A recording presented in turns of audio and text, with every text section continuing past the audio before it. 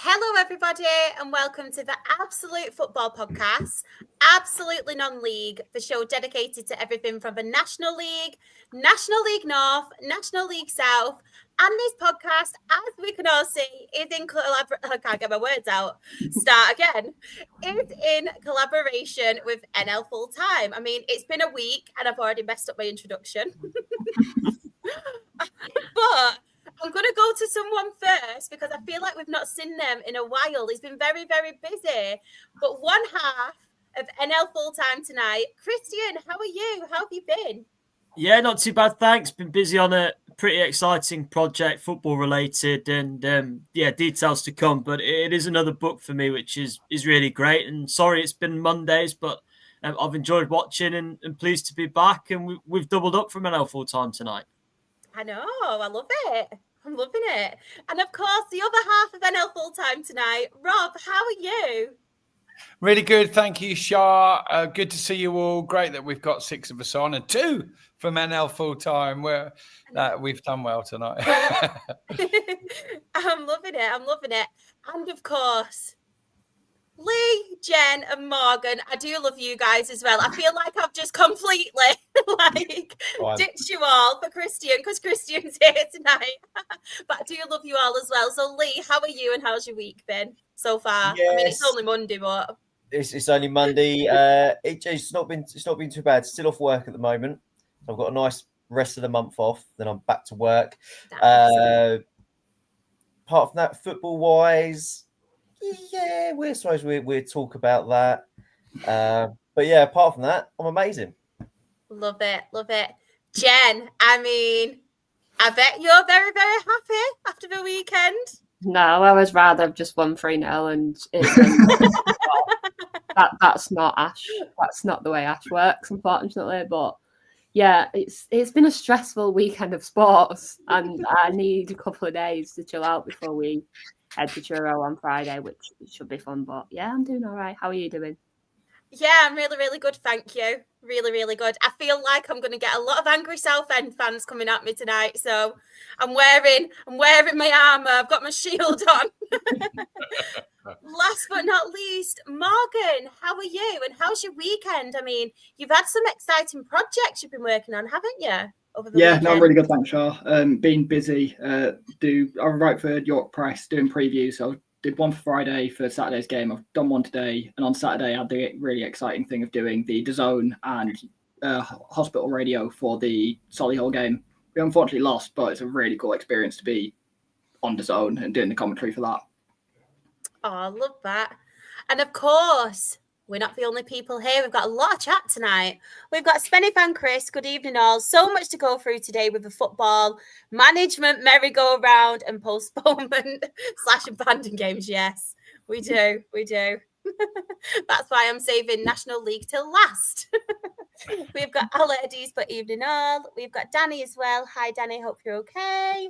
We have got, I know, I think that's for my benefit. We've got Callum. He's put all right, everyone. Do you know what? To be fair, I tweeted about it. I will get onto it a little bit later, but it was a disgrace, that decision. Like, I know it had to be called off because of the pitch, but they should have done it a lot earlier. Mm-hmm. So I am in agreement. Steve has put evening all. We've got Sean as well. Evening team. Hope all is well. I actually have good signal to watch the streams after being in the mountains last week. Currently having a drink for my nan on what would have been her 97th birthday. Oh, hope you're okay, Sean. Everything is okay. We've got Luke as well. All right, everyone. I thought I was watching a football on Saturday, not the water polo game. I'll just put a bit of championship on the TV and a pod listening on YouTube. Oh, love it. Love the dedication. Cheers to your nan, Sean. My nan would have been 79 today. Oh, I'm so sorry about the losses. We've got Graham. Hi, Graham. Hope you're okay. We've got my sister has posted the stream. She was also fuming on Saturday because she started coming watching Dale. We calorie counted for our pie. And we didn't even get our pie. That was the heartbreaking thing about it. Like, I can take not having football, but give me my pie. Did you go to the shop and buy 2 pies instead? I starved myself. I'm joking, I didn't. Dylan has got pie. Hi, Dylan. Hope you're okay. Yes, Port Vale did beat Mansfield Town. We can talk about it on Thursday at the EFL show. We've got Luke as well. He's got, I might have to send a civil email to the National League saying, just let us not play Halifax. Still haven't beat them in the league for 32 years. Wow. Wow. Chris has got evening to the lovely panel tonight. We have got as well Johnny, hi Charlie, Jem, Rob, Christian, and Morgan. Hope you all have a great day. Hope the show goes well. Thank you so much. Aaron has put the Morecambe manager as a year older than me. He just got into coaching as a child. I think he just worked hard and progressed. Yeah. Doesn't matter how old he is, to be honest. We've got as well. Oh, I forgot to hang it up. It's because it's been a week. Evening, Shah. Still waiting to see your Bobby Grant Dale shirt hanging up behind you. I know. I need to do it. I completely forgot about that. I told you my memory was awful.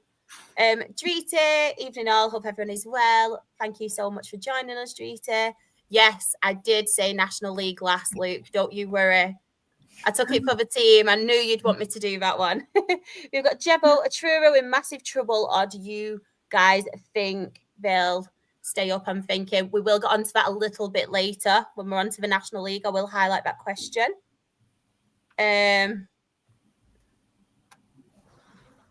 Most Dale fans knew the game wouldn't go ahead with the rain forecast. The club could have got a local referee. I agree with that, to be honest. I completely agree. We will talk about that later. Don't worry. I'm not going to chicken out of it. We've got Joe. Evening, everybody. Hope you're okay as well, Joe. But yeah, thank you for the chat tonight, everybody. And we are going to start with National League North. So, as usual, I'm going to swap myself and you, Rob. So the comments are over my face. If I can do it. I'm struggling. What's happening right now? I mean, a lot of games this weekend, due to the weather, have been abandoned. I will start with you first, Christian. Any on here that stand out to you or any you do want to talk about? I think the abandonments probably are the story, the 2 Lancashire ones there. And I know the weather's going to come through, and obviously Blackburn much higher up the pyramid abandoned. So I don't think any great shame. I think any clubs, and again, I know it's probably more around Blackburn than Fylde or Southport's results particularly, but I think we all know they're all going to be replayed, aren't they? There's not much doubt about that. All of these games will be restarted from 0-0. Unfortunately for Fylde, or maybe unfortunately for Leamington, if they've got to go and suffer again up at Mill Farm. But no, on a week where there is one to talk about later on, I don't think there's any shame at Fylde and Southport losing their pitches in the weather that you guys clearly had in the Northwest yesterday. We were just upset at Boston. It couldn't come and save us as well, but there we go. Rob, any on here you want to talk about? Yeah, I think Bedford and Spennymoor for a couple of reasons. Bedford's the nearest National League North club to me. It's only 12 miles away. And they're obviously going to be up against it all season. They didn't plan to be up at this level, and they are finding it tough. The other reason I wanted to pick this one out is because although Mondal got 2 of Spennymoor's goals, Glenn Taylor, GT, got the other one, and he's up to 7 now for the season. He's had a really, really good start. And yeah, I've backed him to be the top scorer in the National League North. So well done, Glenn. As an interesting little aside is that Glenn is one of the very few footballers, and he actually owned it and said it. We've invited him a few times to come on the podcast, and he said they're not really my thing, podcasts. And I just respect that bit of honesty. Yeah, definitely. So, yes, we still love you, Glenn. Well done. We do. I mean, what a hero. He is Mr. Spennymoor. I say it every time, don't we? Every time, Mr. Spennymoor. And of course, we do have Spenny Van Chris in the chat. I will read his match report out now. So he's put Bedford Town away. Brilliant win at Bedford. Ticking off a new ground as well. Junior Mundell with 2 18th and 26th minute goals and 2-0 up at half-time. Bedford just couldn't deal with us at all. And then he put, Moores sealed the points with a Glenn Taylor goal on the 51st minute, sealed all 3 points. I mean, what a hero, what a guy. We love him. We love him. Jen, anyone here that stand out to you? I was going to go with Merthyr and Radcliffe. It's obviously two teams in the playoffs, pretty much. I think they're one step up from each other, I think. But you expected it more to be more goals on Merthyr's side, not an absolute thrashing that they got. Radcliffe scoring 5 goals against a team that are both in the playoffs is crazy, but looking at it, you wouldn't think Merthyr are anywhere near the playoffs. You would think they are a team that is struggling.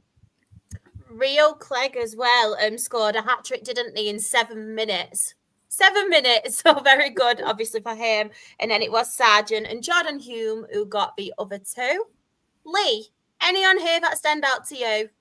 Same as Jen, really. I think I'm going to have to eat my words because I said, and I had Radcliffe to go down this season. And then they go and win 5-0, and they're, I'd say, surprising everyone. So, game of the weekend for me in National League North would be Radcliffe. Big up to Joe, by the way, Joe Pope, who's not with us tonight, but he predicted Ratcliffe to do well and maybe be in the playoffs this season. So, well done, Joe. He did. Early days, though. Chris has put Radcliffe, look where they are in the table. A lot of people probably think Radcliffe would be going down. A lot did.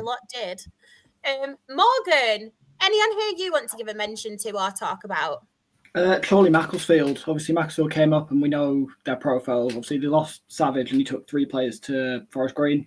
Chorley last year, second top scorers in the league. And this year, they're just doing the same thing constantly. They're just non-stop scoring goals. I think they're second top scorers in the league so far. Let's put the table. Chorley, current top scorers in the league, second top scorers last year.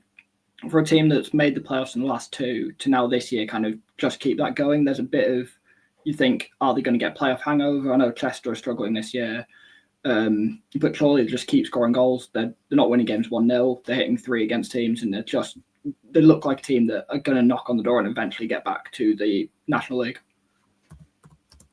I know you mentioned as well, Christian, didn't you, about the Macclesfield offside decision? What are your thoughts on that? It's clearly the wrong decision, I'm afraid, for the referee.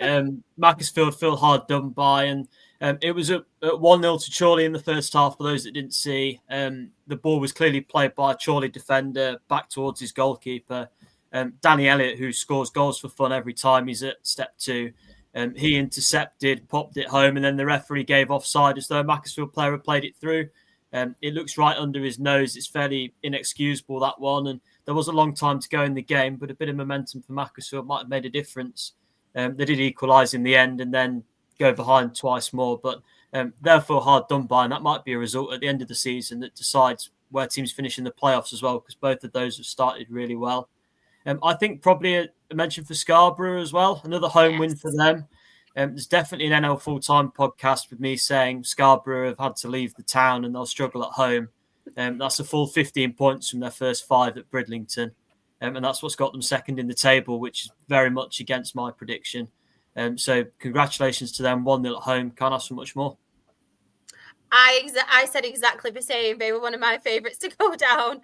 And it was really funny because on our prediction show that we did on here, there was a lot of Scarborough fans on the YouTube comments, and there still is now, telling me to eat my words. And I was like, I will hold my hands up if I get it wrong. But yeah, I had a lot of Scarborough fans coming for me as well. One question in the chat, though. What do you guys think is going wrong at Chester?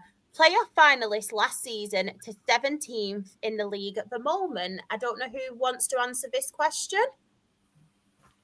I don't mind having a look. I think it's fairly straightforward. They're not keeping clean sheets. They're conceding 1-2 most weeks looking through their results. They are scoring goals with a couple of exceptions at Chorley and Chester, but they haven't kept a clean sheet yet, and that's not going to get you very high up the table. I think back to Boston's time in the league, and I know last season it was the case at times as well, Chester haven't tended to travel very well under Callum McIntyre, and that's just 2 points from their 5 games away from home so far, and expectation will be really, really high amongst a big fan base. If things don't start very well, that can get a little bit toxic. And I don't know that's the case at Chester. But generally speaking, it's not a recipe for success. And you wonder how far patience will last. They went ahead with half an hour to go at Darlington at the weekend and conceded in stoppage time. So again, failure to keep a clean sheet's cost them 2 points on the road. Just to keep things in perspective with Chester, if they hadn't conceded that last minute goal, they'd have been on 12 points, 3 off the playoffs, so in 10th place. So, yeah, it's still early days, and 3 points can lift you up 5-6 places. Back-to-back wins could have them on the edge of the playoffs again. Just quickly go into the chat. There's a lot about Kidderminster. So Graham has put, good to see a Desmond at Kidderminster. And then I think it's Johnny. Just bear with me, sorry. Yes, Johnny's put, do you think it was a shock that Kidderminster drew with Buxton? Buxton were a playoff team last year. And looking at it, it did take a 96th minute winner for them to get the equaliser, but they were both quite good teams last year. Table currently, Buxton are 4 points off the playoff themselves. I don't think so. I think they're relatively evenly matched. Yeah. You might have expected Kidderminster to hold on and not concede so late, but I don't think there's anything. If someone had said it would end in a draw on Friday night instead, I don't think it would be too much of a shock. Neither team has raced out to a quick start this year. I completely agree. We've got Joe as well. We did mention Joe. Evening, everyone. Great to see Christian back on the podcast, enjoying listening in. Hope you're okay as well, Joe. We've got Sean. He's not very happy because there's no nil-nils. What is it with you in the chat and nil-nils? Come on. We need talking points. One thing I did want to address, though, obviously it was a very, very good win for Hereford, and they have turned it around. But unfortunately, the really sad news came out that one of their fans has passed away, which is obviously absolutely heartbreaking. I know a couple of the Hereford fans as well have set up GoFundMe pages as well to raise some money, whether it's for funeral costs or for the family, I'm not 100% sure of. But I just think the interview Paul Caddis did as well was such class about him. He dedicated the win as well to the young fans. So my thoughts go out to his family and his friends, because it's heartbreaking, the news that obviously we did hear about that.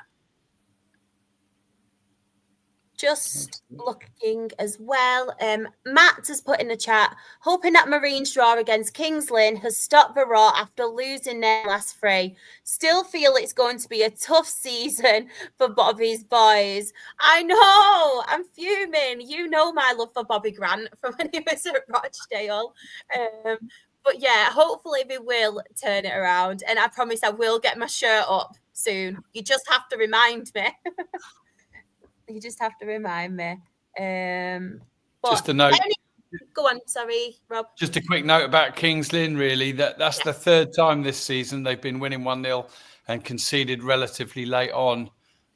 So they are well placed. They're just a couple of points outside the playoffs, but it must be quite frustrating for them, because that's 6 points that they've lost in the last few minutes of games. You stick the 6 points on the total, and they'd be sat third. But, I guess lots of teams would probably have their hard luck stories as well, wouldn't they? Definitely. I love this comment as well. Joe, picked up your book, an excellent read. Love that.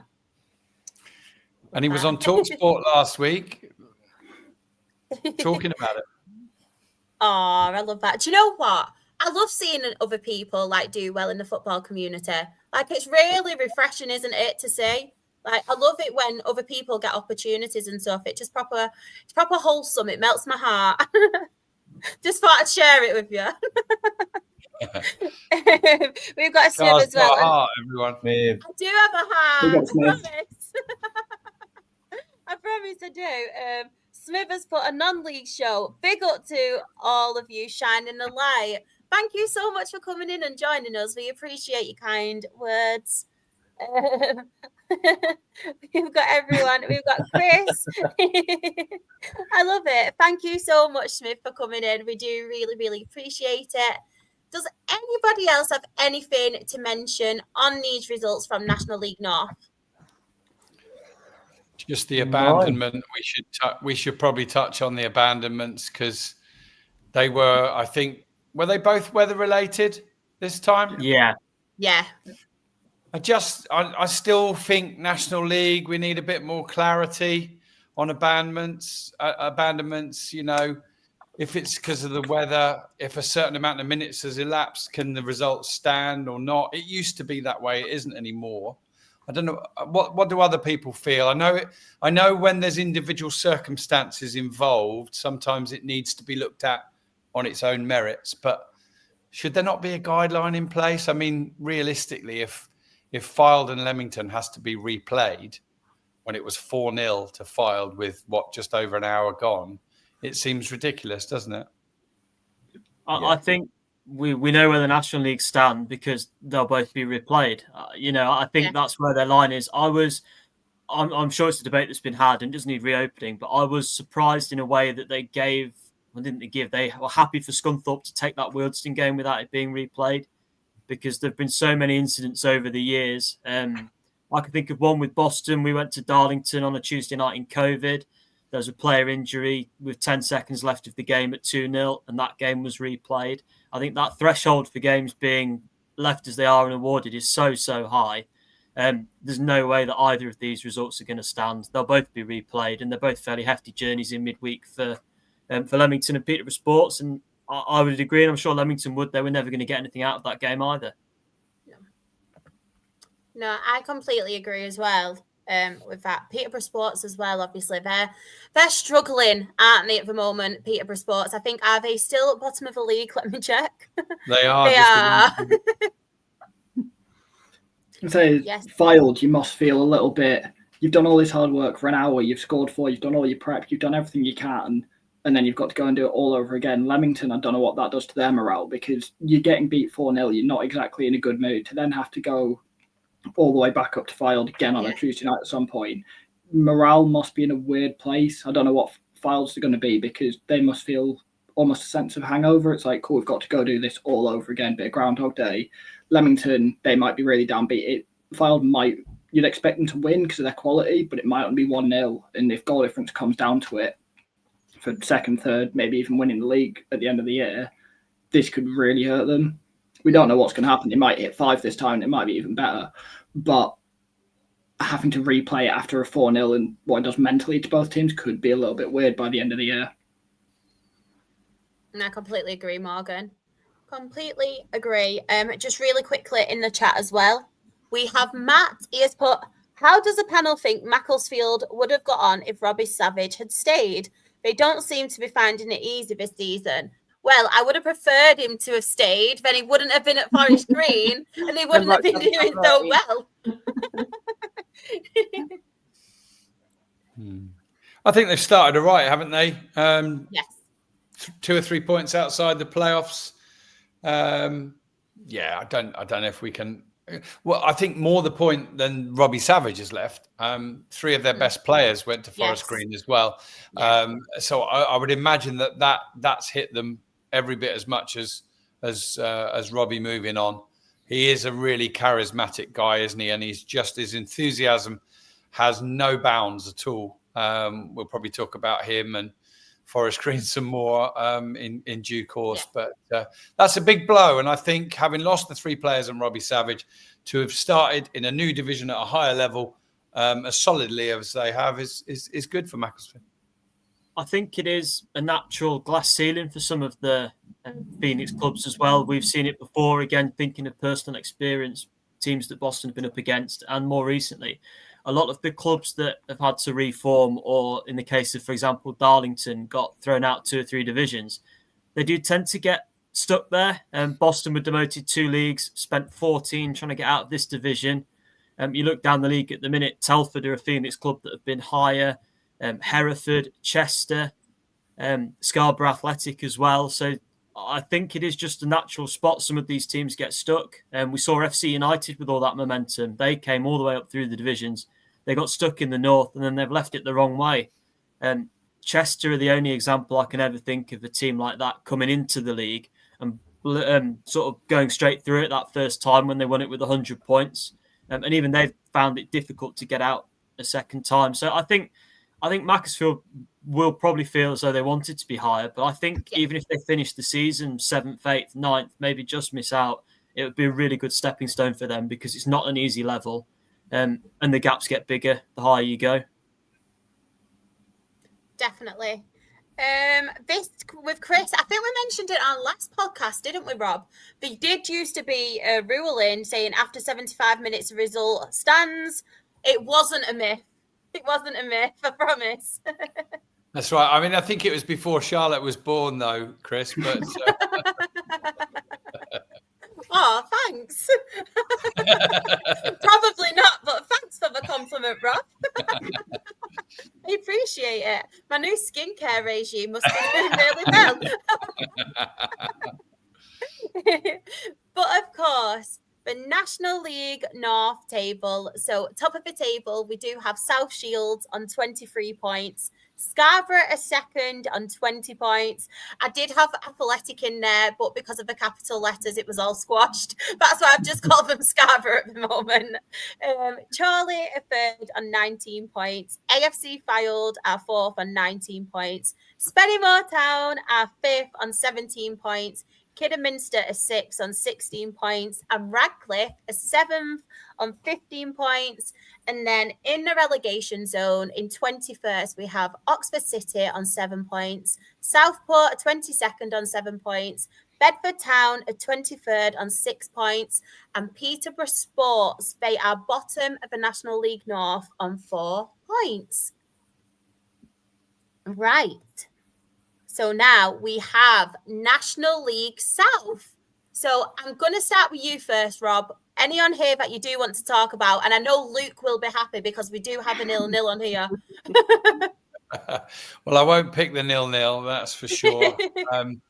I think what stands out to me and probably to most people is Slough 2, Hornchurch 5 for a couple of reasons. You know, I know Slough are having their difficulties this year for sure under Scotty Davis, and I absolutely back him to pull them through this difficult period. But that place has been so difficult to go for quite a long time. I can't remember a team going there and scoring 5 for the life of me. And the team that scored it, of course, are Hornchurch. They're sat top of the league. They've got 23 points from their 9 games so far. The only unbeaten team. 3 wins and 2 draws away from home, 4 straight wins at home. They are absolutely flying, aren't they? And when you look at the scorers for Hornchurch as well, 2 for rate, wasn't it? And but also McQueen on the score sheet. Charlie Ruff, who's a very good player. I think he's got more goals in him. And the ever reliable Josh Rees with the 5th goal late on. I think they really did go to town late on. Slough did have a player sent off. I think there are some mitigating circumstances, but yeah, no let up for Hornchurch at the top of the league. Lee, I'm sorry to come to you, but Worthing 0, Tonbridge Angels 1, and we do have a talking point on this, but I'm going to come to you first. What were your thoughts on this result and the game? Awful. Like it's been start of the season, as I said before, we play really good football, but we can't finish this season. We haven't got a striker that I can see is going to get us, 15, 20 goals a season for us to go on a run where we put a run of 4 or 5 games together. And I didn't think we would lose to Tonbridge. I thought that'd be a nice win for the weekend after the FA Cup win we got as well. But we win in the FA Cup and then we lose in the league. So, and if Chris watches the pod, I am sorry, I'm not hammering the team, but it just looks like this season we haven't got a squad yet that is gelling together well enough to say, right, we're now going to go on a 6-7 unbeaten run game. So, yeah, I mean, it's another disappointing weekend for us. but I don't see us pushing playoffs this season. 3 wins, 3 draws, and 3 losses for Worthing so far. Lee, what happened to that striker you had a few years ago? Was it Peters? Where's he gone? Don't know. Don't rub it in. Morgan. What do you mean, mate? How dare you? Oh, it's getting nasty now. What happened to Hinchelwood this season? I don't know what happened. Where's he gone? Oh, we're throwing shots. Thank God Jen's in the middle of you. Did we scrapping? Poor Jen. Don't need any more stats this weekend, okay? Jen's had too much of this. Yeah. She wants a nice chilled night. Yeah, that would be nice. Oh, in the chat as well. Who? Ollie? Ollie scores penalties, Pierce. Oh, coming from all angles. Yeah, I'll get onto that. Unbelievable. But obviously, we do have a talking point in the chat. Not in the chat. See, you're all sending me like I'm all confused now. What are you doing to me? So obviously, we do have a major talking point. Obviously, Tonbridge Angels parted ways, didn't they, with Craig Nelson. My mind's gone blank now. With Craig Nelson, it was a bit odd timing. I think it was last night, wasn't it? Parted ways with him, and then they've brought in their new manager today. In 1 minute, let me find it. It's going to annoy me. Alan Dunn. Alan Dunn. Thank you, Rob. I'm honestly all over the place now. What's your thoughts on firstly Craig Nelson's sacking, and then obviously the replacement? I find it really odd that they've got rid of him, only because he got, I think it was either a 6-0 or 6-1 win in the FA Cup replay, then goes and beats us 1-0, and then they're like, okay, we're gonna sack you now. So unless, they haven't had, as far as I haven't had the best start, unless something behind the scenes has happened or it's purely down to results. I don't think we're ever really going to know the real reason why. But the manager they brought in, Dunn, don't really know much about him. He was assistant at Bromley. I was looking at him. He was assistant at Bromley for about 4 years under Andy Woodman. Obviously, Woodman's done really well at Bromley, getting them into the Football League. But if he's not had a manager's position, but he was at Bromley for 4 years as the assistant. So if he's learned anything off Andy Woodman, he should be okay. He knows the area quite well with obviously the geography of Bromley and Tonbridge. If he knows that area well of recruitment, he can look at teams possibly like Gillingham for loanees and stuff. So he could do quite well. Obviously, we don't know how. Some coaches do really well, become managers, some don't. So we don't know what's going to happen. But if he's learned anything from Andy Woodman, he's set up well. Good career as well in the game. 400 odd games for Millwall. Cult status there by all accounts. Just coming back as well to the point you were saying, Morgan, I think I think the decision probably was already made regarding the outgoing manager over the last week or so, because you kind of know this when the new manager's announced within 24 hours of the other one going, that they've already got them lined up. So those last 2 results have been better, of course, haven't they?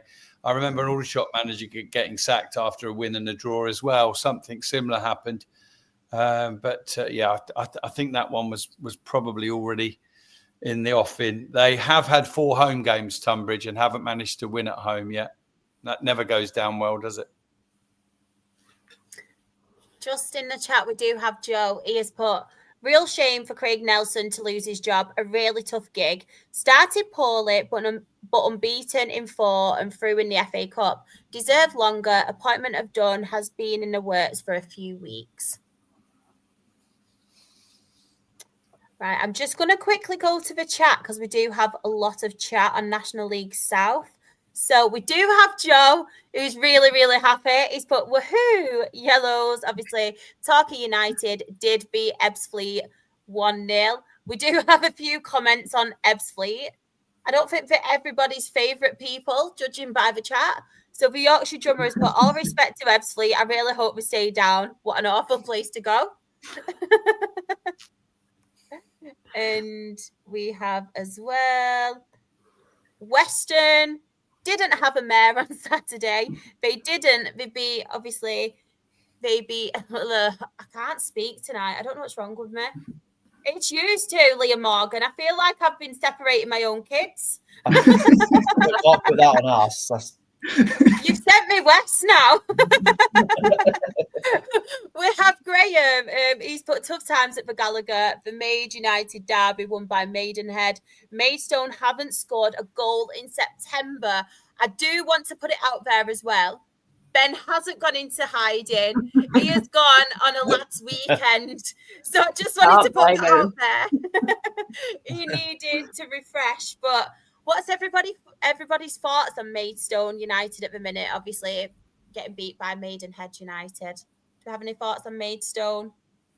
Thoughts with Ben, really. it's all I really have. Ben, really. Yeah, I think he's talked about it in a lot of detail. They really are struggling, aren't they, right now? Looks like confidence is low as well. And I think we need to acknowledge Maidenhead United as well. Have gone a little bit under the radar, haven't they? They didn't have the best start, but they're on a really good run at the moment. And they're actually up now to 4th in the table. So, fair play to Maidenhead United. Then they can't be an easy team to take on in that division. Any given week, can they? But probably not the opposition that Maidstone needed at the moment. Do we think it could be coming to a time where Maidstone maybe look for a fresh looking management? He's got to have a lot of credit in the bank, hasn't he? With those FA Cup runs, and making the playoffs last year. But I don't know. I think we're better off asking Ben when he's back what the mood is, what the vibe is, what the talk is amongst the supporters. But certainly, where are they in the table? They're not in the bottom 4 or anything, are they? They've got 10 points. It's not disaster. It's just not the start that Maidstone have been looking for. I think it's always easier to add goals to a team than it is to fix the defence as well. Yes. So, whether that's a manager to do that, a new manager to do that, or a couple of personnel, I don't know. But I wouldn't be too worried. They've only conceded 12 goals. It's clearly just the other end that's letting them down. They have made a couple of appointments as well, I think, during the week, didn't they? Bringing a couple of people back.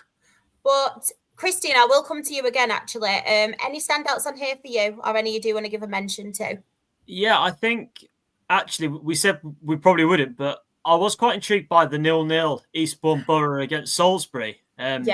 Eastbourne really struggling, especially at home. I think it's fair to say that the Adam Murray move to Kidderminster hasn't really worked out yet for Murray, and it certainly hasn't worked out for Eastbourne. Just 870 odd there as well. So things have clearly gone south very, very quickly. They were so fantastic at home last year. And I believe that is 3 draws to follow up 2 defeats at home. Clearly not picking up much anywhere.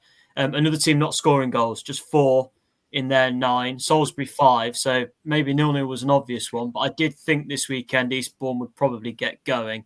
And they didn't. Winless in 9. Yeah, just to add to that, obviously completely opposite seasons last year. Eastbourne were fully in that chaos playoff race, finishing 3rd, I think it was in the end. Salisbury barely stay up, and now they're 23rd and 24th. For those two to have completely opposite seasons last year to now be neck and neck this year, scoring very similar goals, both at the bottom of the table. It's weird for Eastbourne to have completely flipped, but I guess that's what happens when you lose Adam Murray in the summer. Yeah. Jen, any on here you want to give a mention to? I was going to say Western Supermare. I just think I had a quick look at their results and they've literally lost one the whole season. And this was not an exciting game because it was like an 85th minute penalty. But I think for them to keep winning is really going to push them on the charge to go up. And none of us really had them up there. So it's nice to see a team that we don't expect up there as well. Morgan, anyone here you want to talk about? Don't worry, I'll let you go first when we talk about National League. I know you're really excited to talk about York. Cheers, Jen. Tottenham Horsham is the one that stood out for me. With Tottenham obviously newly promoted into the league, and what we weren't quite sure how they'd do. I think it was Joe said they were going to be quite compact, hard to beat, quite physical. And the man that got one of the goals, Scott Rendell, who at 38, he's been there for a few years now, but for a 38-year-old, he's been in the Football League for years. He's quite a well-known, household name, Scott Rendell. For him to still be scoring, I think that deserves a bit of a mention. We all like those journeyman strikers that don't stop scoring. So it's nice to see one still kicking about for Tottenham and getting them to, where are they, 6th? Yeah, 6th in the table. It's nice to see them come up and have a 38-year-old still scoring for them. We do have a little bit to talk about in the chat. So we have Chris, and he has mentioned, he said he's a Dorking fan. Highlight of a Dorking match was bumping into Steve Sidwell in reception. Some place for the Daggers. Great guy, given the players. They have surprised me how poor they were. I know we've mentioned it a couple of times, haven't we, recently about Dagenham and just how poor they have started. Yeah, just one shot on target, I think, according to Mark's post-match interview. Anyway, Dorking understandably bossing the possession stats and to be fair, creating enough chances to win more than one game, but not able to take them on the day. And it's funny how that happens in football, isn't it? They Mark reckons that they played just about as well as they did in the FA Cup when they scored 7. And if only you could trade the goals, do you know what I mean? You'd have been happy with a couple less in the FA Cup, just for one on Saturday, but it wasn't to be. But some of the big guns meeting, of course, Torquay, Ebbsfleet, as we said, and Dorking and Dagenham. We talk about Dagenham as a big gun, but they sit in the bottom 4, just 7 points from their first 9 games. Just really quickly as well, Joe has mentioned in the chat, Maidstone are a good side. If this can score the first goal, unbeaten, having done so in 3 games, they are not good at beating the chasers, but love being the ones being chased. And while Joe is in the chat, does anybody want to send any love to Torquay or talk about Torquay? No, Joe did it. Right. Let Joe message in the chat. Joe, go ahead, mate. Just to say, 5 straight wins at home.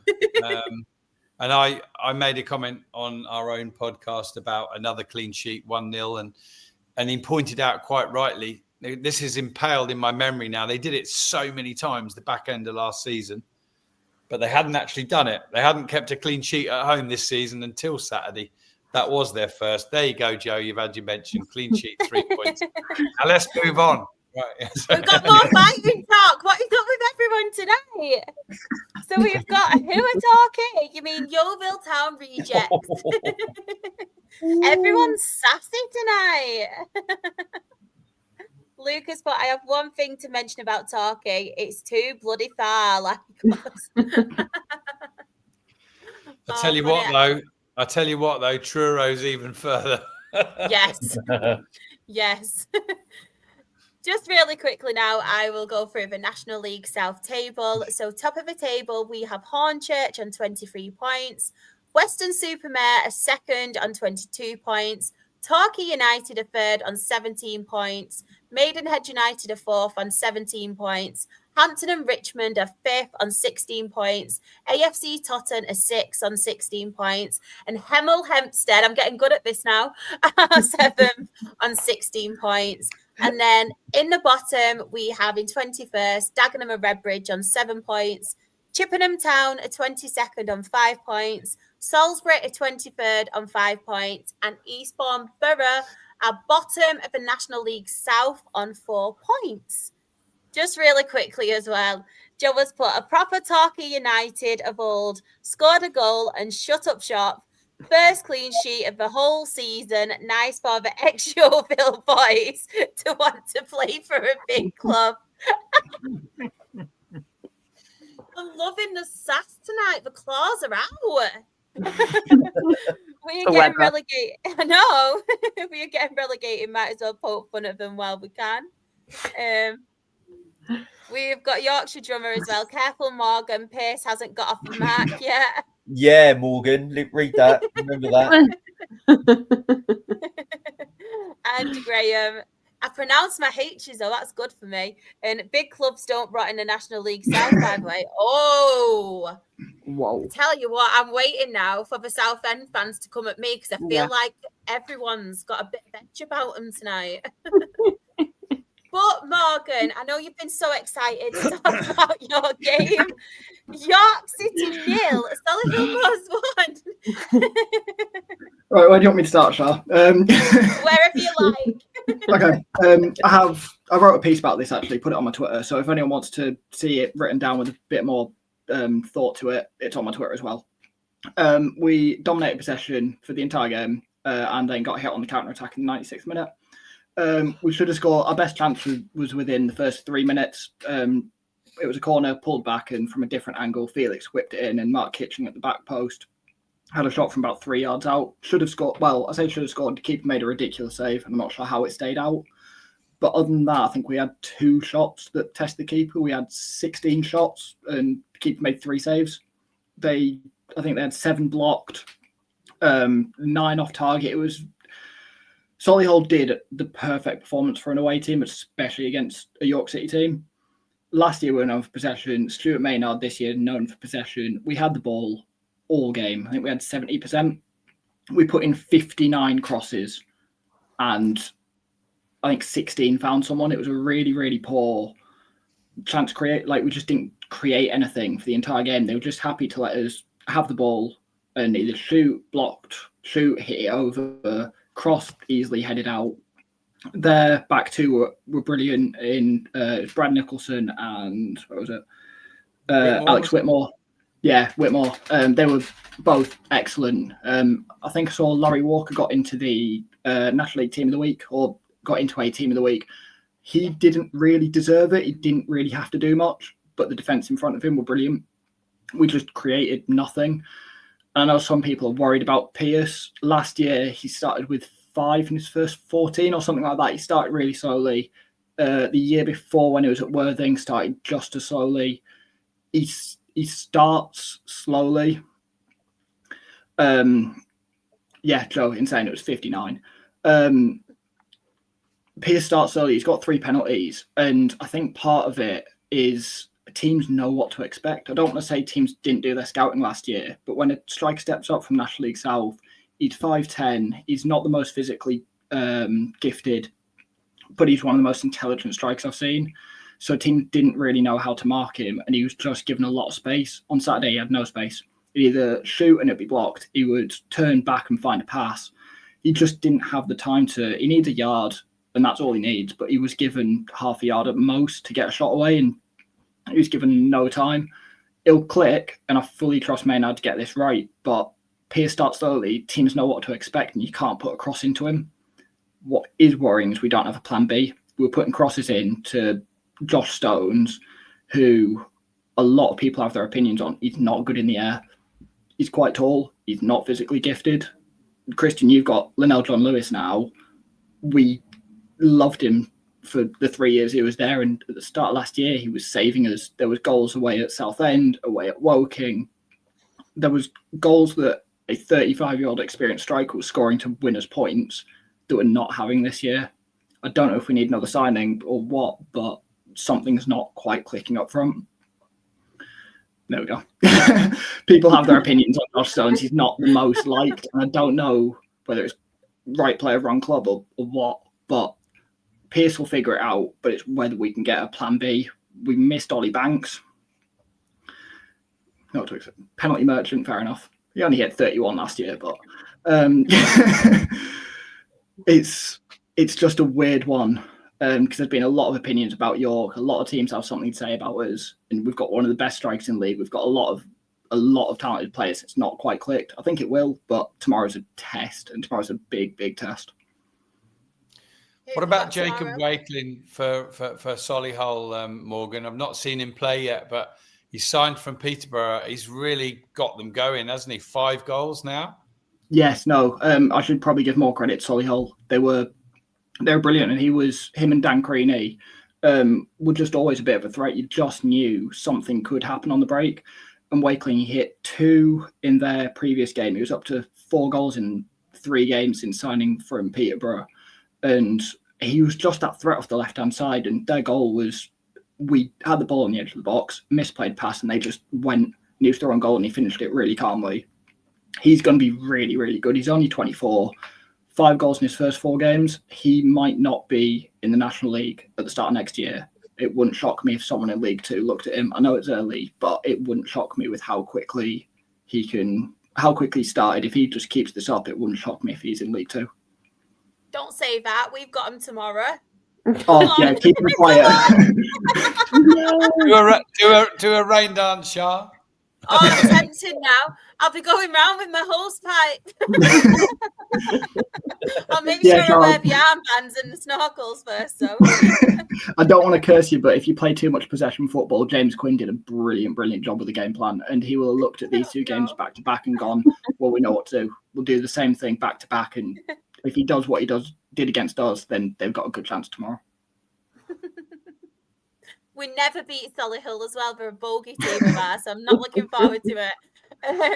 We do have in the chat, John Johnson, York City are a tiny little club with ideas above their station, apparently. And Yorkshire Drummers hitting back. I will get to that one in a minute, but he's put, York were a disappointment on Saturday. As a long-time fan, it was a poor performance, even though we were more dominant in general. Tomorrow is a massive test. Who is it you've got tomorrow? Sorry, Morgan. Carlisle. Only like the biggest game of the season. Oh, and this is why we have this comment then. Danny has got hopefully Ollie Pierce and Regan Linney can have a fight tomorrow night and both get red cards. I think Danny's a Dale fan. That'd be perfect. That would be perfect. And Danny has also said as well, to be fair, we need to play first. Wish Rochdale would put in 59 crosses a game with forwards like Manady and a Manche. But Christian, I'll come to you next. Do you want to talk to us about Boston, Boreham Wood? I could talk to you about Boston till the cows come home, but Saturday wasn't great. Really flat, really disjointed. I'd commentated on Boston's National League Cup win, our 3rd in 3 games in that competition, on Tuesday night at home, and we were excellent. We were fluid. I see in the chat there was a question about Matty Carson that's just come in from Grimsby. He was brilliant up and down the wing. Our system so heavily relies on width because Graham sets with that back 5 and then packs his midfield, but that's all really ball winners. So you really need the wing backs, Cropper being the other one, also ex-Grimsby, to push on. And they were both brilliant against an under-21s team that were quite formulaic. And then Boreham Wood came and were just spoilers for the first half and probably didn't feel they played very well as well. And it completely stifled us.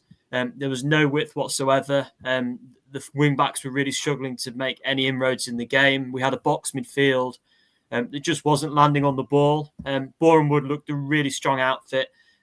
They put it up a gear after half-time, scored twice in 15 minutes and hit the post, and that was the job done. Boston didn't have a shot on target until the 89th minute, and it's becoming a bit of a theme, unfortunately.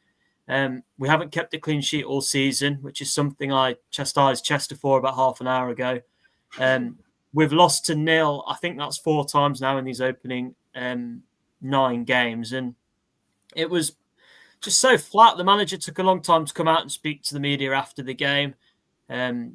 He wasn't angry. He was just upset, I think, really. It sounded as though he needed to go home and have a good think about things, I'm afraid. And it wasn't a great day for Boston. Luke Garrard, I spoke to him as well after the game. He felt his team were imperfect, but a good away result. Boston questions and answers. The big question for me being they played that boxing midfield, which left just Geordie Hawula up front on his own. He's a forward that's been really lacking in games, didn't have a club last season. Meanwhile, Linnell John Lewis had played 90 minutes against Sunderland, the game we won 4-0, and was then only fit for half an hour on Saturday. So I don't think his resources were used very well at all. He came on and we conceded the 2 pretty much straight away before he got a chance to get involved, and that's it. 3 wins and 10 goals in the National League Cup, and the Yeovil fan there's bang on. It's not carried into the league this season, and actually, did Lenny need 90 minutes on Tuesday night? Probably not, because we needed him for more than half an hour against Boreham Wood. Oh, we've got the football terrorist coming in as well, and he's put, great show. Thank you so much as well for everybody who does say kind words and are really supportive. We do appreciate it. I've got a few comments, by the way, about Yeovil. So we have a laughing stock of England again. Feels amazing. And then we have also got, am I late to say that we are finished? And we are so finished praying on Junior to save us. So we will talk a little bit, obviously, about Yeovil, because news did come out today, didn't it? That the manager has left the club due to personal and family reasons. Yeah. What are we all making about the Yeovil situation at the moment? Who wants to take this one first? I'll have a quick go. Yeah, no problem. Others might want to add. First and foremost, the statement, personal and family reasons. Look, nobody in football ever wants to leave anywhere, let anybody go with a scrap or with a row, whatever. For whatever reason, it wasn't right for both parties, particularly Danny Webb. And we don't know. So we don't know. It could be something. Yeah. It could be something where he's actually putting his family first. We don't know. Equally, it might be that the vision he was sold of Yeovil didn't turn out to be quite that in reality. And he may have felt quite quickly that he'd made the wrong decision. We just don't know. Obviously, they've not set the world on fire at the start of the season.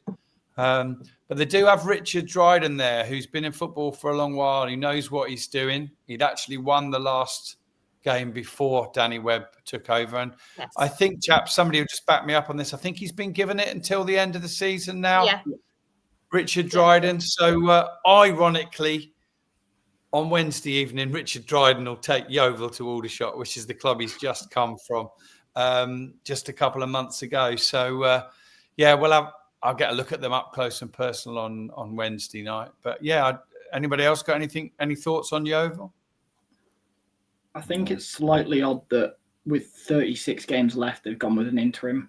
Like, I don't know what the process was for hiring Webb, but I've seen Yeovil fans saying Dryden was there under Cooper and it's going to be a repeat of what they had under Cooper, which they obviously weren't happy about.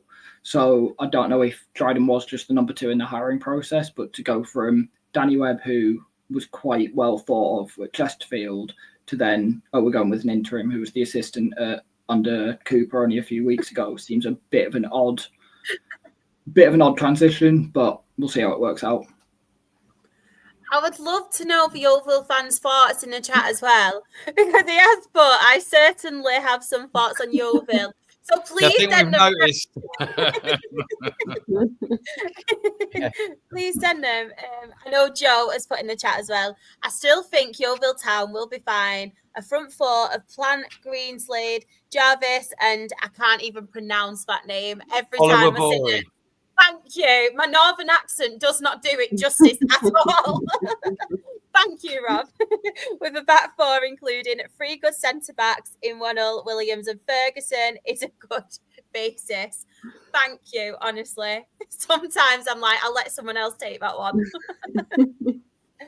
And the lads seem to actually like Dryden compared to Cooper. Right. Jen. I mean, I lie down in a dark room, to be honest. It's been a couple of really intense games, hasn't it? A lot of entertaining games, but Morecambe 4, Wealdstone 3. Do you want to talk to us about it? No. No. But it was one of them games where it was my first time back since we've been saved to see the team we have. And before I get started on this, Ash has put together a team that is unbelievable together. He has somehow miraculously got a team of 4 to a team of 34. And I've got to give full credit to Ash for even getting to this point where we are now probably going to be sending players out on loan. That's not Morecambe. We struggled to have 17 players, and we've now got 34 players. It's incredible to be in the position we are right now. And yes, we've had some exciting games. 8 goals in the past 2 games is something Morecambe fans could have wished for last year. Me and my friend had a look on Saturday when we got home and seeing how long it took us to get 8 goals last season, and it took us to the 5th of October, and we scored 8 in 2 games. And it's crazy, but going into this game, I generally didn't know what to expect from Wealdstone. I feel like they're so yo-yo. You just don't know what you'll get from them. So going into it, we were a bit like, right, okay, if we can win this, massive, huge if we can get some points out of this. And then Jack Nolan scores an absolute unbelievable goal. And I'm saying it now, and I said it to Bex. He is going to be one of our top players this season. He is going to be our main person, I think. He is, every time he scores, it's a banger. It's not a little slip in. It's not a little tap in. It's an absolute weldy. And I just absolutely loved his celebration as well, because he had just had a baby a couple of days ago. So his celebration was for his wife and his new baby. So I think that was incredible. And then it was just one of them games where the atmosphere was incredible. Everyone just, it still feels like we've only just got our club back, and everyone is still so happy and excited. No, not having any of our players. Yeah, our players, and they're staying as our players. But yeah, it was one of them games where we just thought, right, okay, if we can get something out of this, incredible. But then we had 2 newbies that came in from Queen's Park Rangers on loan that scored. Dixon Boner, unbelievable. He's going to be another one that's going to be incredible for us. And then we had Muscaway at 44th minute. He scored. And we were like, right, 5-3-0, half time, let's go in. Let's see what happens in the second half. And then Archimere does an absolute stinker. And I love that guy. I think he's great, but he really needs to work on commanding his box. Because for me, what he did for that first goal to go in should not have happened. And as soon as it went in, we were just like, right, that's it. So it was half time, we were a bit like, right, okay, let's just come out, defend, let's see what happens. And then they come back out, and it was one of them where we sat back quite a lot, and we just kind of tried to defend, see what we could do. And then they scored on the 74th and 80th minute. And when that 80th minute goal went in, my head just dropped. I was just like, no, we can't lose this game. We played unbelievable. And I still think there's still some time for players to gel. Obviously, we've had loan players come in. They still need to gel with the rest of the squad. But then it got to the 86th minute, and Sutton, who was also from Queen's Park Rangers on loan, scored. And I tell you not, I screamed that place down. I've never screamed so loud. The atmosphere was unbelievable, even though it was absolute torrential rain. And then players were dripping with rain. It was one of them where, you know what, if we have to win games this way, let it be. It's exciting football to watch. I think Ash has got what he wants down to a T, and he wants exciting football. But if he can calm down and just go for a casual 1 or 2-0, like win, that would be great. Because I'll tell you what, my heart was literally beating so fast when it got to 3-3. I was like, if we would have drawn or lost that, I would have been absolutely fuming. But I must give respect to the Wealdstone fans that came as well, because they were so good in singing, and they would give praise to the fans outside the ground and stuff, and saying it's good to see you in the league and stuff. So it's nice to have people there.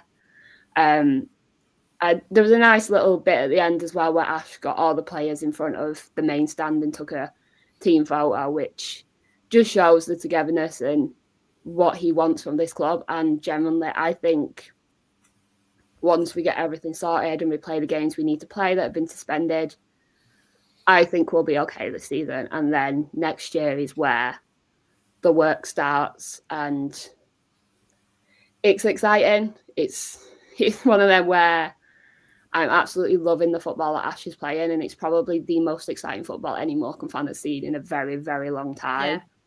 But if you can just like tone it down a little bit, just chill it out, would be nice, because I cannot do that for a full season. It's crazy. But we've got Halifax on Wednesday, which is going to be a hard game at home, and then we're away to Truro on Saturday, which is also going to be a hard game. But looking forward to it nonetheless. And as I've said to my friends and other Morecambe fans, it's just good to see our club alive and see us playing football. And that's the main thing I want to take away from these past games that we played over the past month, is we are a team now, and it feels surreal. But the fact we won a game is incredible, and I'm just so happy to be thinking about going to Truro on Friday. And even though it's going to be like an 8-hour drive, once I'm there, it'll be nice to say, all right, yeah, we can explore, and then we can go to the game on the Saturday. But yeah, it's a good game, but Ash just needs to chill it out a little bit, please. If I can't take it, your heart can't take it. Let's just put it We do have some comments in the chat. Callum has put, Wealdstone should have just walked off the pitch again.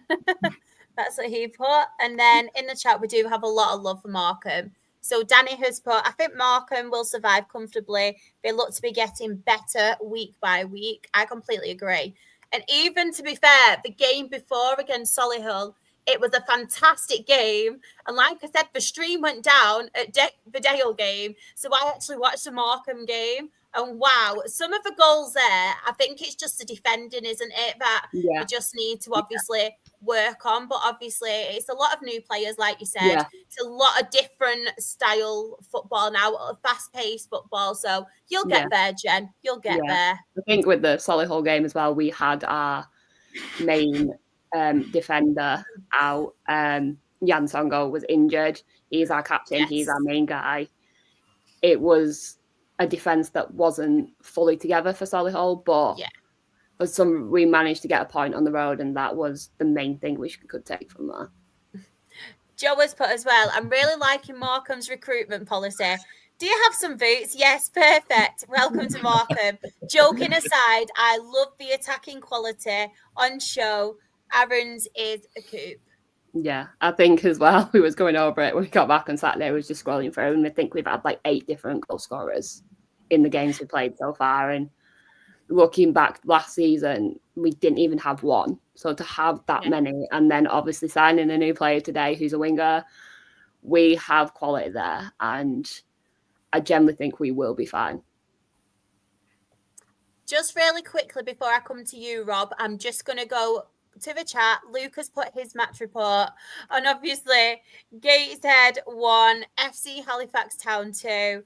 Halifax at home, first half we were playing superb, like how we should be in all of our games, and the second half was very much the opposite of that. Conditions didn't help, and the ref too. And then he's mentioned we have got Hartlepool at home next, and then we have Braintree away on Saturday. God, please let us get some wins there. I know what's going on at the minute, Luke. What is going on? Quickly as well, we have Morgan. Can your baseball stuff get on my timeline, please? It's unbearable. It's some sass, like I said tonight. It's also put, wish Rochdale knew how to play a game of football. Me too. Alan has put, wow, the sarcasm today. And then we have Varan. He has thoughts. We won't be fine. We have one defensive midfielder, and his name is Charlie Cooper. And we also have, I'm not even surprised anymore. It's been constant depression at Yeovil. Awful ownership, terrible managers, worst decisions ever. It's just Yeovil Town for you. I thought I'd get the negativity out of the way. And Rob, Aldershot Town 1, Hartlepool United 0. Yeah, Aldershot in low-scoring game, shocker. I know. I was shocked. Over to you at the minute, Jen, for that Yeah. one. Just buckle in and enjoy the ride. Definitely. Main things to say on this one. It was an intriguing encounter because it was the division's top scorers and still got a couple more than Carlisle against the league's best defence in Hartlepool. It was also a game of two halves. Aldershot were the better side in the first half. They led 1-0, short corner routine. Cameron Hargreaves with a shot from the edge of the box, which got a little deflection on it, which kind of whipped it up over the keeper. And they could have been 2 or 3 up, in fairness, at half time. But massive credit to Hartlepool. They'll have been so frustrated, their fans, and particularly Alex Reid. He had, without exaggeration, 7 chances of type. Now, 1 or 2 of them were difficult chances. 1 or 2 of them, probably a striker of his quality should have been scoring. Combination of, maybe dwelling on the ball, not getting the shot on target, or Marcus Dewhurst being equal to it. Dewhurst did get the man of the match, and quite rightly. A rare clean sheet for the shots. They had to win ugly, something they haven't done all season. And Hartlepool are really unlucky not to have got a point out of that game. I can put my hand up and say, honestly, it's the first time Aldershot have won a game this season where they perhaps didn't deserve to. And we have been on the end of that the other way around, particularly in the opening 3 fixtures where we played pretty well and lost them all 3-2. They say it evens out over a period of time. I think everybody at Aldershot was delighted to get a game 1-0 at home. We didn't mention it on our pod. I will mention it now. Tommy Widrington was sent off. That won't have surprised people, but if you see it, it's ridiculous. I think we're into added time and shots.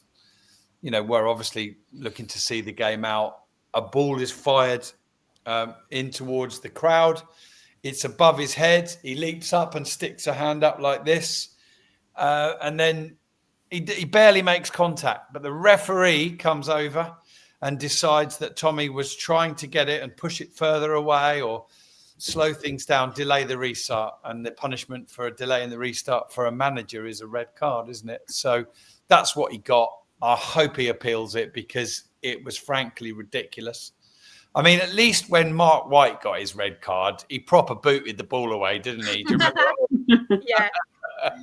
I think that, if it does stand, Tommy will probably be disappointed that he didn't jump up, catch it and shove it up his jumper. Do you know what I mean? But yeah, lots of credit for Hartlepool. Pool's fans, don't be too deterred. They are struggling to score goals at the minute, but they are a decent side. I think even now they're just outside the playoffs, and that was a bloody good win for Aldershot. That you take them out, you can get them, don't you, Jen? Yeah, I know that one too well. Lee, is there anyone here you want to mention? I've just got to mention really Forest Green, obviously a 2-0 win, Yes. but also. So, which was a good result for them. They keep that going. But did anyone see Robbie Savage after the game when he went up to that young fan and picked him up and pulled him over onto the pitch and went to all the fans to cheer with him? Yeah. It was I've got to admit, I've never been a big fan of Robbie Savage as a player, but he's starting to grow on me as a manager, and then really getting involved with the fans and doing that at the weekend. Hats off to him for doing that and getting the fan over and cheering with the team after they won. Really, really good. But yeah, for Forest Green having a really good start. And I think I tipped them to go up this season. It was either playoffs or automatically. But yeah, I think really, really good showing for them. And what Robbie's done at Macclesfield, he's now producing at Forest Green. They're unbeaten as well, aren't they, this season? Forest Green, obviously in the league, which is just really, really good for them. Christine, I'll come to you next. Any others you want to give a mention to? I think credit to Scunthorpe, more on their league position than necessarily the result on Saturday, but they've taken the division very, very well. Is it time, if we haven't already, to say we're getting a bit worried about Truro City, a team that beat Boston United 3-0 a couple of weeks ago and have picked up 1 point from their other 9 games. I felt if they were going to do well this year, they had to start strongly, particularly on the road. And that's 1 goal scored and 13 conceded in 5 away defeats now. I've seen it. Bishop Stortford a couple of years ago in the north came up and weren't happy with the travelling they had to do. And they started poorly away from home and they just never fixed it. I think it can become a bit of a downward spiral for teams because you're trying to attract new players or fresh enthusiasm. And clearly there's a lot of travelling involved if it feels like an inevitable defeat. It only makes that more difficult. So hopefully they can show something away from home. Looking at their next ones, they've got a couple of slightly better journeys. They're at Brackley tomorrow, which I'm sure will still be a number of hours. And then Woking. Before they make that the big one that's going to make all the headlines, which is the trip to Gateshead at the end of October. And they're going to need to get something away. I felt that they might be able to make it a bit of a fortress down in Cornwall, but they're going to need something away from home during the course of the season if they're going to stay up. And at the minute, there's not much evidence that they're going to find it. Morgan, any on here you want to give a mention to? I feel like we've gone through it quite well. But the one of them that we haven't touched on is Eastleigh. Obviously, the result led to the bigger news of obviously the sacking of their manager, which is another one gone. Is that 6 now this season? I don't want to say 2/3 of the season, 2/3 of the clubs have changed their manager in the last year, which is crazy. 7 actually now with Yeovil again today, isn't it? Oh yeah, of course. Yeah. That's what's the 20th of September, and we've had 7 managers leave. I don't know what we're going to be by May, but that's slightly crazy. And Braintree getting a good win there, because I know they've struggled for points, so to go away and get a 3-1 win is quite big for them, because I know they had a bit of a formula set out last year with Lisby and Akinde and Cooper, and they had a decent counter-attacking system set up, so that I know they've struggled with this year, but getting a big 3-1 win there is going to help, and obviously it's then altered Eastleigh's season because they've had to change manager. Anybody else got any other results that they want to give a mention to? Just wanted to add a little point on Eastleigh. Yeah, of course. 1 or 2 people have said they didn't understand that and they're not doing that badly. I think you've got to look at the Eastleigh situation in full context of last season as well. Definitely. They've had a budget that's based for the playoffs. They didn't make it last year. I thought it'd be more black and white, that if they didn't make the playoffs, then Kelvin Davis would have been gone. But somehow or other, they were convinced, or he convinced them, that he could do it. And therefore, they probably needed a slightly above average start this season, which they haven't had. And, with the greatest of respect to Braintree, by the way, because they earned that last season, staying up, and they're doing okay this. That's the sort of result that really brings morale down, doesn't it? Losing 3-1 against a club the size of Braintree. So, probably not the biggest surprise in the world. I did think that either Matt Taylor at Solihull, who's gone now, or Kelvin Davis at Eastleigh, who's gone now, would be the first one to go this season. And here we are, end of September. They've both gone, plus 4 others, or plus 5 others, sorry. Yeah, Yeovil twice. But I can't quite believe that still. I think he got a bit of time, Rob, the 2 games that we saw Eastleigh, didn't he? Over the August period, games 3 and 4, they won at Aldershot and then were quite comfortable at home to Boston. So maybe Aaron Blair, certainly against us, bought him a bit of time. But it did just seem to be a club. It was bizarre. We went there, I think it had been their 5th game of the season. And it felt like a sort of April game for a club that was sitting 13th. There was no great enthusiasm or particular intrigue. They won the game comfortably, yes, but there wasn't like this big, right, we're going to turn a corner now. which I found bizarre. It wasn't angry. It was just kind of nonplussed, really. So hopefully whoever comes in lights a bit of a fire. I think there's a good coach going in, Danny Butterfield, who I see has left Eastleigh as well. He's been doing a lot of travelling. He's based up near me in Lincolnshire. And he's a really good coach and one that kind of a lot of ex-players speak quite highly of. So it'll be interesting if Davies and Butterfield stick together. And if not, quite where the next step is on the ladder for Danny Butterfield. And Shah, I don't think anyone's mentioned Carlisle at Altrincham, have they? I was just about to say that I'm prolonged in the Rochdale Southend talk. I was going to say, do you want to do it? Because obviously it was a spicy one, wasn't it? It was a spicy one. So obviously the return of Mr. Linney, may we add. So obviously he was going to score, wasn't he? A game that had 2 send-ins off as well, both on each team. Obviously it was 2 yellow cards for both players, but we do have Harper, and then obviously Tom Crawford did get sent off in 90+4. But yeah, it all started with an own goal. Altrincham's Lewis Banks did score an own goal, and then Knowles equalised. It was a penalty, and then the man, it frustrates me so much because I knew how good he was at Altrincham, and now he's at Carlisle. It frustrates me even more because he's just so good in watching him. But yeah, Regan Linney did get the winner for Carlisle. Another win for Carlisle. They really are starting to perform now, them and Forest Green, which is annoying, really annoying. I'm hoping Regan Linney scores all these goals out the way. Sorry, by the way, Morgan. Scores all these goals out the way, or at least gets a suspension or something before Saturday, because we do have them away on Saturdays. But yeah, Carlisle are doing really well. Altrincham, I feel like Altrincham, to be fair, they did play reasonably well. I say it every week. I never know what to expect with Altrincham, honestly. I just feel like they're a little bit hit and miss, but we're still always round and about. But yeah, has anybody else got any thoughts you want to add on that game? Well, Altrincham still haven't drawn a game, have they? They either win or they lose.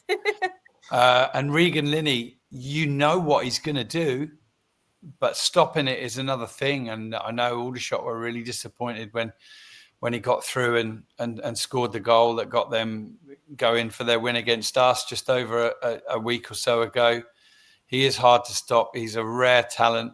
He, frankly, should be playing at a high level, and one way or another he will be within the next season or two. Yeah, brilliant, terrific. I think it's 5 wins on the trot for Carlisle. Carlisle, it's definitely. If it's not, it's definitely 5 wins out of 6, and yeah, they're sat second now. But I'm sure Dale can do something about that. There was one man, to be fair, that stopped him all last season in all 3 games when we did play them, because we did get them in the cup as well, and that was Mr. Kyron Gordon. So I'm hoping, fingers crossed, that happens again. But obviously, you never know. But as in the chat, Aaron says, Linney versus Manny D on Saturday. That is hopefully if our game takes place tomorrow, because if not, Manny D will be suspended on Saturday. So fingers crossed that we do get to play against Solihull tomorrow. But I did want to obviously address the elephant in the room. There was a lot of angry Southend fans, rightly so. Obviously, they've spent the money travelling. A lot of them actually spent the money to stay up, whether it be in Manchester, whether it be local to Rochdale, and like spent time and wanted to spend a weekend here. And obviously, it does cost a lot of money. And for obviously the club to, it was one of them where the weather was really, really bad from the Friday. It was really, really bad on the Saturday. So if I was the club, I would have postponed it a lot earlier, knowing fans from Southend live a very long way away to Rochdale. Let's just say that a fair few miles away. There was a lot of angry Southend fans. I know on my Twitter, I tried to resonate with them, sympathise with them, because us Rochdale fans were frustrated by it as well. We spent money in the summer on the pitch, getting pitch covers to stop this. And we must be the only club that's invested in pitch covers to keep the rain off. And I don't know if anybody saw it on DAZN, but it was an absolute mess, the pitch. I'm pretty sure the covers that we've got aren't even waterproof at this point. But yeah, it's really, really disappointing as a Southend fan, but as a Rochdale fan as well, because everybody knew what happened with us last season when it was our pitch, and then we had a backlog of games. I know we do have a bigger squad now, but at the end of the day, you don't want a backlog of games, and it is frustrating because we want to keep up that momentum. We are doing well this season, and we are obviously winning games, so you do want to keep that up. But yeah, disappointing, and I do apologise to the Southend fans on behalf of the club. But I'm hoping, fingers crossed, next time we play you, we will have our man Manny D, because I know there's a lot of conspiracy theories going around at the moment. That was one of the reasons why, and I promise you, I can assure you, it wasn't. The pitch was an absolute disgrace. A disgrace. And you were really worried about a Southend fan coming in and giving you stick, but I don't think they have they? We've just got the Junior Mariah's fan club. I know. But yeah, just on obviously this and all the chat, sod for Southend fans. I just got my waterproof, so I'm ready to walk up to the ground. So annoying. What I do want to obviously come on and address, though, right, is the groundsman and the group of volunteers that did try and get the game on, and obviously the pitch covers, they did try and take the pitch covers off, and I know obviously it's frustrating, but they gave up obviously their time, Rochdale fans, to go and help with that. So I just wanted to obviously send my appreciation to them as well for obviously trying to help get the game on. But yeah, I agree. We might do well at this. Or I might join. But I know there's a lot in the chat, so the Yorkshire drummer actually put, I do love coming to Scotland, but I have PTSD whenever I'm in the area due to being dumped at Littleborough Station years ago. I haven't forgotten. Oh, no, I'm sorry about that. And then Danny's hit back, leave my Littleborough alone. It's lovely. Even for a dumping. Littleborough is a nice part of Rochdale, by the way. Yes. Janice put, Rochdale had so much water on the pitch, they had to bring a sub on. Yes, literally. Literally a submarine at this point. I think that's what we have to do these days to sell it to the players. It's like to come to Rochdale, what you might need is bring your armbands, bring your snorkels, but it's frustrating at this point, but obviously it is what it is. But I wasn't very happy. And like I said before, I was more unhappy because I calorie counted, starved myself all day because I'm on a diet, and I still didn't get my pie. So I was sulking. One thing I did want to add, though, and in the chat, I don't know if anybody has seen this, but this is truly amazing. One good thing from Rochdale this week, the new Joe Thompson mural at the ground is a touch of class. Honestly, it is amazing. I don't know if anybody has seen this, but honestly, it's brilliant. And I know there's a lot of away fans as well that have said when they come up, they want to go and see it because Joey T was such an inspiration. But for the Ogden family to obviously have that now for Joey Thompson, and I know his family have been working hard for something special for him as well. It's just so classy, and it's got the quote that he always says as well, live life to thrive, not to survive. And honestly, it's amazing. But yeah, I did want to address that. It's brilliant. But yeah, National League table. So Forest Green Rovers are top of the National League on 24 points. Carlisle United are second on 23 points. Rochdale are third on 21 points. Boreham Wood are fourth on 20 points. Southend United are fifth on 18 points. Scunthorpe United are sixth on 18 points. Tamworth are seventh on 16 points. And in the relegation zone, I'm sorry, Christian, 21st, we have Boston United on 8 points. Sorry, Jen. 22nd, Morecambe on 7 points. 23rd, we have Sutton United on 5 points. and Truro City are bottom of the National League on 4 points. Right, let's go quickly to the chat. Chris has put, I would have thought Rochdale would have done work on a pitch in the off-season with the drainage or whatever going under the pitch. Yeah, I completely agree, to be fair. I know they had some work done and they got the pitch covered, but I don't know if it's something long-term. I know with our football club, especially towards where the main stand is, where the substitute bench is, that's where it gets flooded quite a lot, and that's the main problem about it. But obviously we play rugby on our pitch as well, so that's obviously a problem. So I'm hoping the Ogden family do look into it and something does get sorted out, because as I said, we all know what happened last season and we don't want a reoccurrence of that, because I feel like that impacted us a lot last season. So Jen, are you do you own your own ground? If the rugby team play there, is it like a community stadium that the council owns, or do Rochdale Football Club own it? We actually own our own ground, Rochdale. We rent, I think at the moment we rent it to them. I'm not 100% sure, but I'm pretty sure that's how it works. Because, yeah, we share with the rugby ground, but it's council-owned stadium, so I'm not sure if yours was council-owned as well. Danny has put, Chris, it's the drains which need replacing. The club said it needs about 1.5 million spending on it. So if anybody wants to donate. But of course, I just wanted to say thank you to you all for joining me tonight. It's been an absolute pleasure talking football with you again. Rob, Christian, it's been fantastic talking football with you guys. As we mentioned, we are in collaboration with NL Fulltime. Please let us know where we can find your own socials and the podcast socials as well. Yeah, I'll go first then. So you can find me on X at Boston UTD Stats. This week you can hear me commentating on doing Radio Lincolnshire duty again at Sutton on Saturday.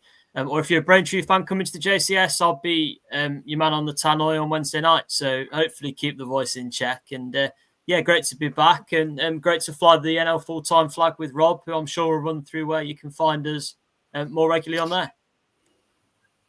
Thank you, Christian.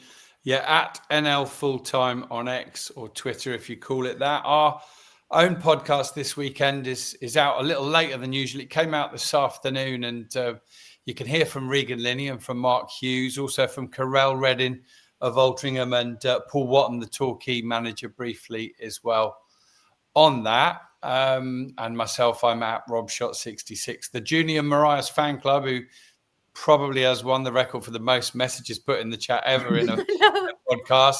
I don't know if you're coming to the EBB on Wednesday night or not, but if not, I'll be commentating on that for BBC Surrey and for DAZN on Wednesday night. Aldershot against Yeovil. Lee, where can everybody find you and your content? So everyone can find me at YouTube, which is Football League Adventures, as well as Twitter and as well as Instagram. Jen, where can everybody find you apart from lying down to recover? Yeah, I need to get as much sleep as possible for this journey on Friday. But no, you can find me on Twitter, Instagram, TikTok. It's JenHun_ on all three of them. Where can everybody find your F1 podcast as well, which is obviously brilliant? I do an F1 podcast with Bex, who's on the Lower League podcast, but also my two best friends. We should be recording either tomorrow or Wednesday for the last race, so hopefully it'll be out before Thursday. But yes, we are Girls in the Grandstand on Instagram and Twitter. Morgan, where can everybody find you in all of your fantastic work? On Twitter at _Morgan_Bruce, and in York Press I do weekly previews for the York City games, and hopefully we'll be in future doing more commentary for DAZN and York Gosport Radio after doing it on Saturday, so hopefully that's going to be more regular. Love that. And if anybody does want to find me, I'm SharX, that is on Twitter, TikTok, Instagram. My Her Game 2 stuff is Rochdale HGT on all of those socials. And I think on Wednesday we might be possibly doing another recording For the Dale Way, which is a podcast all about Rochdale from her point of view. You can find that on YouTube and Spotify. So I'm hoping, fingers crossed, it's happy news and we actually get to talk games. That's why we've not done one yet, because of all the postponements. You can call it games, not drains. Yeah. But of course, we have Absolute Football Podcast, and you can find us on Twitter at Absolute Ball Pod, YouTube and Twitch, Absolute Football Podcast, TikTok, we have Absolute Football Pod, Instagram, Absolute Football Podcast _, Blue Skies, Absolute Football, and Facebook, we have Absolute Football Podcast, and we have 4 live shows a week. So as we did mention, on a Monday, you can find ourselves in collaboration with NL Fulltime. It is our non-league show where we cover National League North, National League South. Absolutely Premier League with Sam and the team is on a Tuesday. They cover all things Premier League. And we'll have a very happy Sam because Manchester United won a game. Yeah. They actually won a game.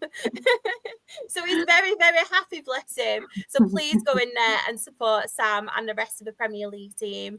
On Wednesday, we have Freya in Team Chaos. Unfortunately, this week, we do not have Freya, but do not worry. She is on holiday, but we have an amazing stand-in. Our very own Anne from the lower league show and the Premier League show is going to be hosting that one. So please, please, please go in and show them support. They cover WSL and WSL2. And on Thursday, I am back with Absolutely Lower League, where we cover everything EFL Championship, League One and League Two. If you want to become a YouTube member, you have special perks like emojis. You also get some Meet the Team episodes, a lot of new content coming up on that. And of course, we do have our Women in Football series, which is out every single Sunday. It is in partnership with Her Game Too, and it's some amazing women and their work in football. We've just released our 6th episode. Myself and Sam recorded one last night, and myself and Ben are recording one on Wednesday. So there's lots of amazing guests. So please, please, please stay tuned for that. And one more thing I just wanted to address as well is thank you to everybody that has nominated the Absolute Football Podcast and also this show at the Football Content Awards. We have been shortlisted for best content creator, and best in non-league. And I just wanted to address about the non-league one. As much as it's under the Absolute Football Podcast, it is not just the Absolute Football Podcast. Wanted to say, obviously, appreciation to NL Fulltime. They're amazing, consistent hard work as well. It might just be under that, but it's not. It's 100% not. We're all a team on here, and thank you so much to everybody who has nominated us. It is much appreciated. If you do want to vote, that would be amazing. But there's a lot of really good people up for every single category. So I just wanted to say thank you for voting for us, because honestly, we're so humbled and it's so surreal being up against everybody. So thank you so much. Hope you all have a lovely week. I'm hoping to get my pie tomorrow, but I'm sure you'll all hear about it if I don't. But thank you so much, everybody, and everybody in the chat. Hope you enjoy your week, and ta-ta for now.